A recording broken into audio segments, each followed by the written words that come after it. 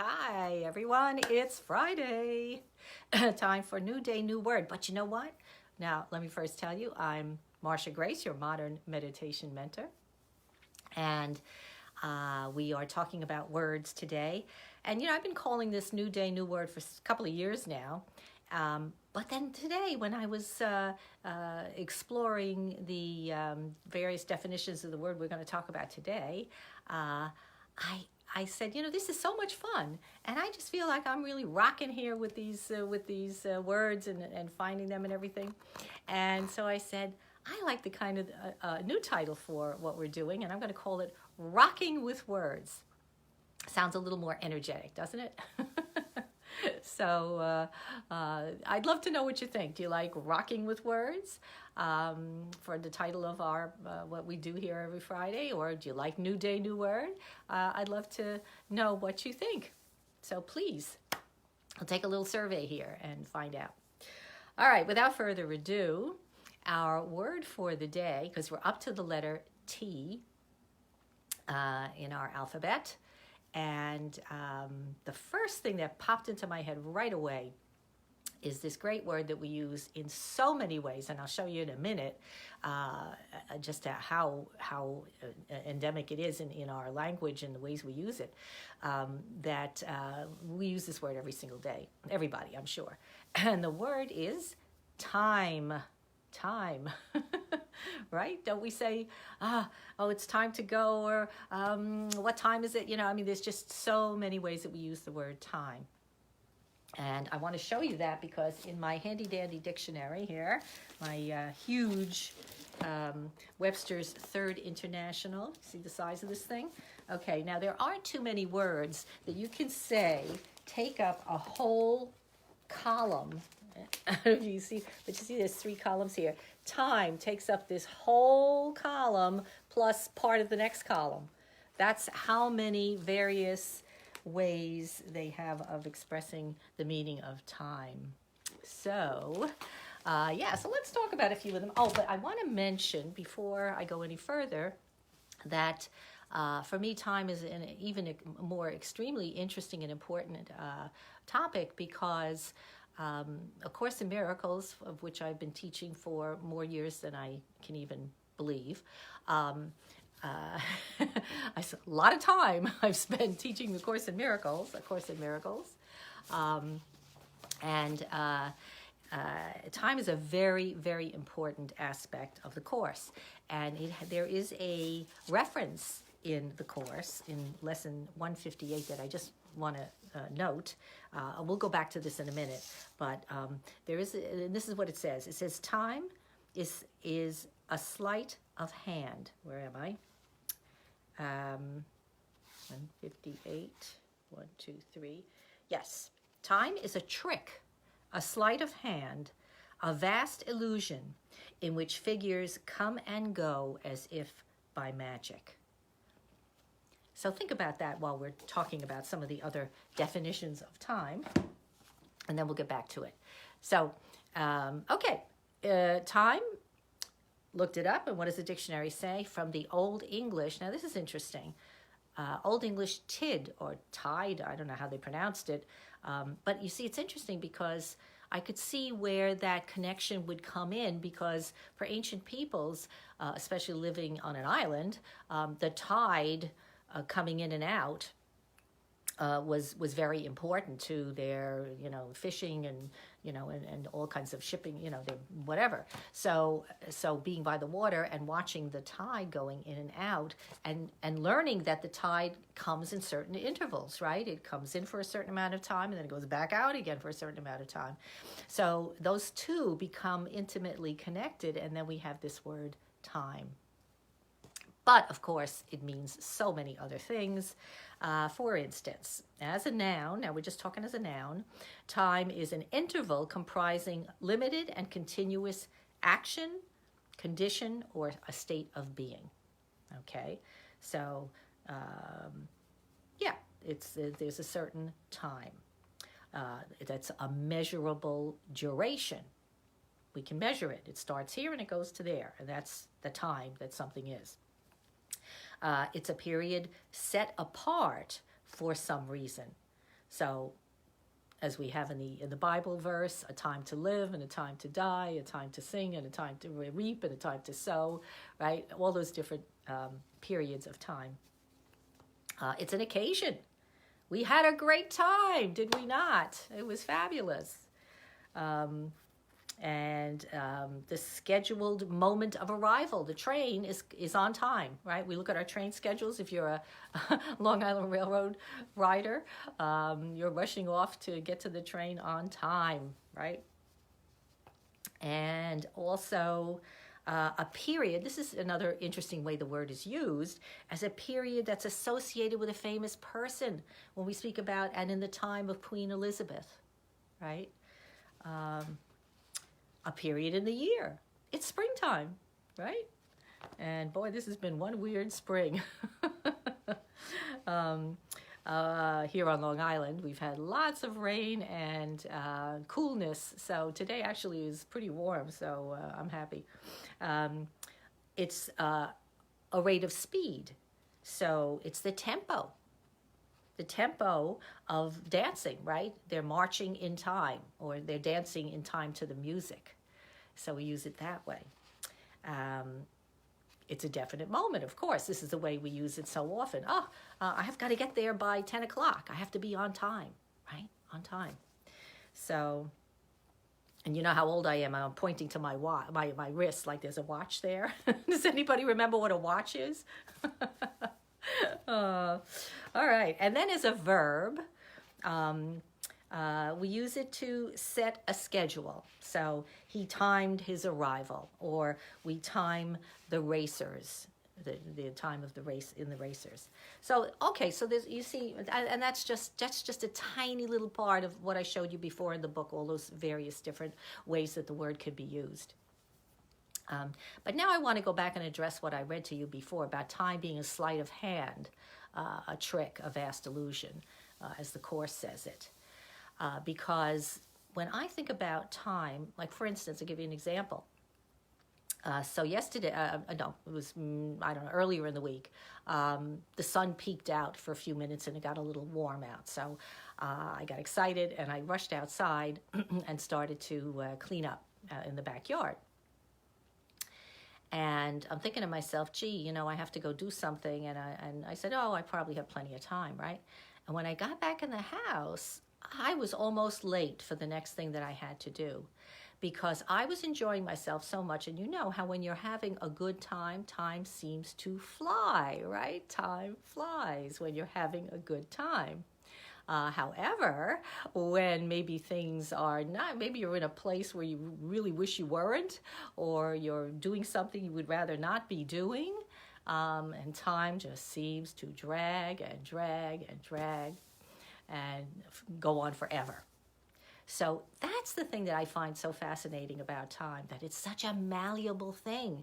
It as much as we can pinpoint it on a clock, or on our digital, on our phones or whatever, you could see, the time is going by, dum, dum, dum, dum, and it goes.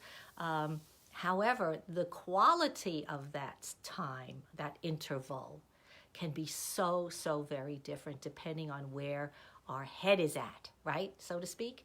Where am I in my state of being when I'm thinking of the time that I'm doing something? So isn't that interesting? And I'm sure you will agree. If you agree with me, right? You agree time is malleable, that it really, it just, sometimes it just can seem like forever, and at other times it just seems like it happened in a flash, right? So, yeah, wave. Okay, I'm waving. Hi, Edward. Hello. Who else? Patricia, hi. Maria, thank you for coming. So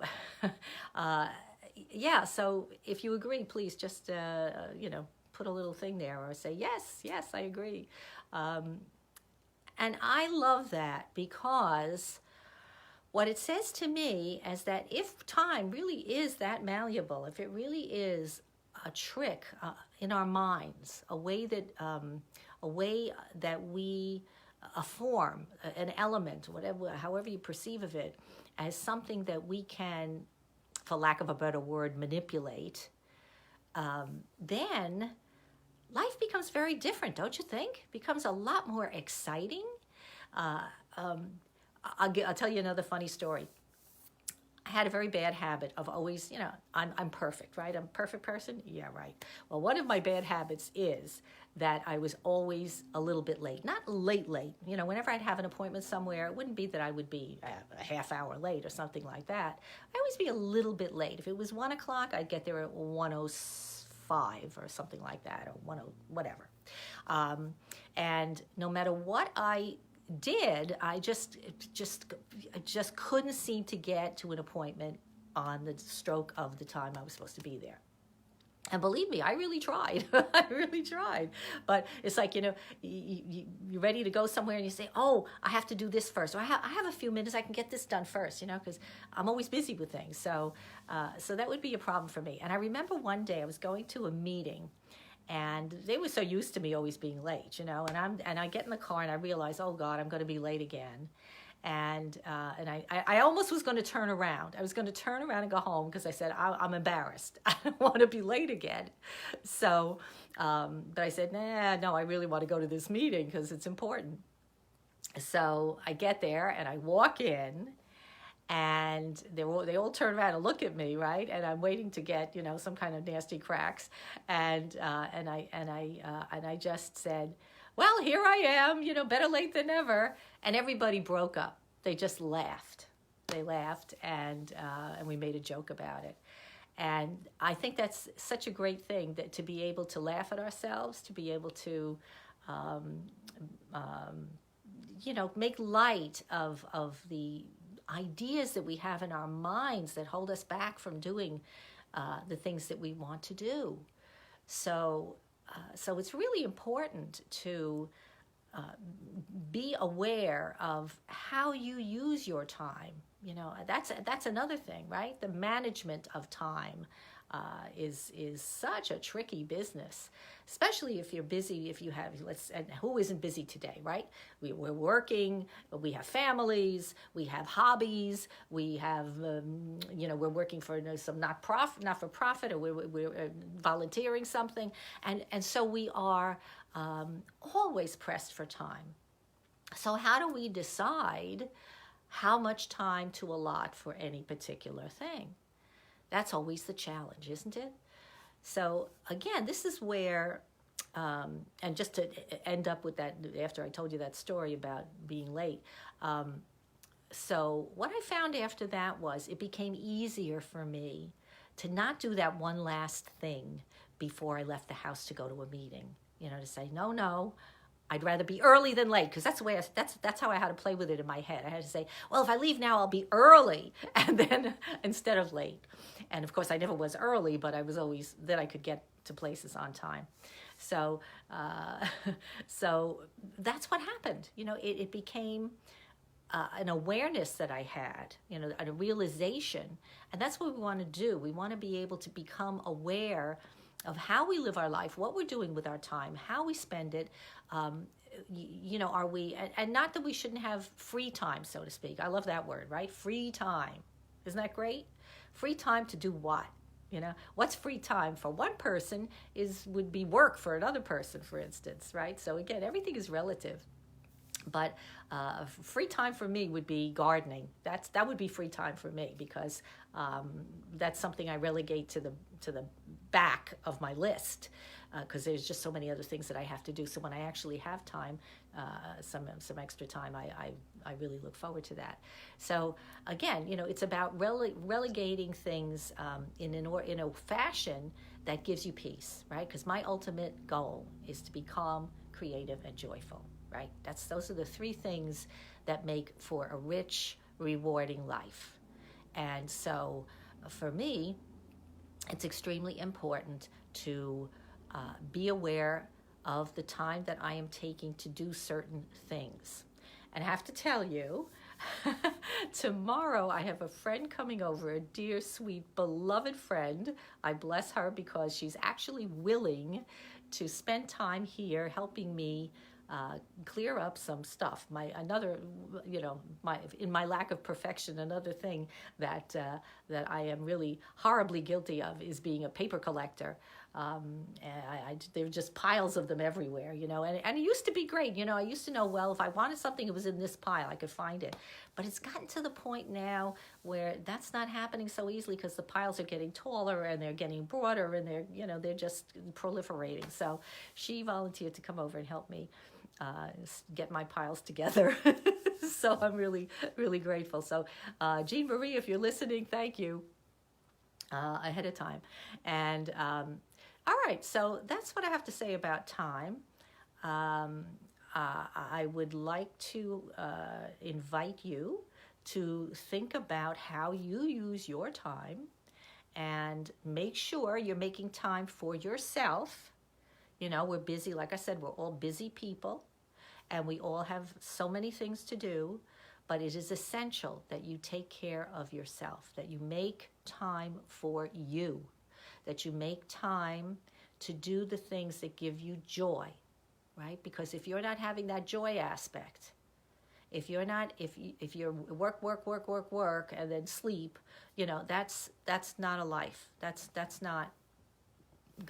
not gonna bring out the best in you that you can then share with other people. And what's a more wonderful way to live life than to be able to do that? So make sure that you spend time being good to yourself, however that works for you, whether it's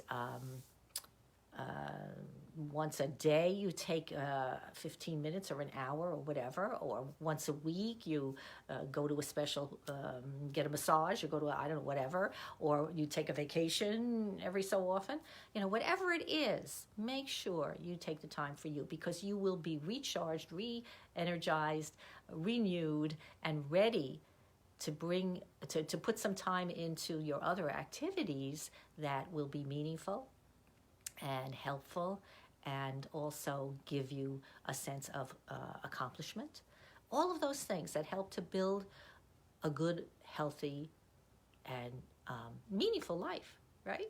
So I bless you. I thank you. Have a beautiful weekend, and until we meet again. And please think about that. Do you like the idea of rocking with words as opposed to new day, new word? Please let me know.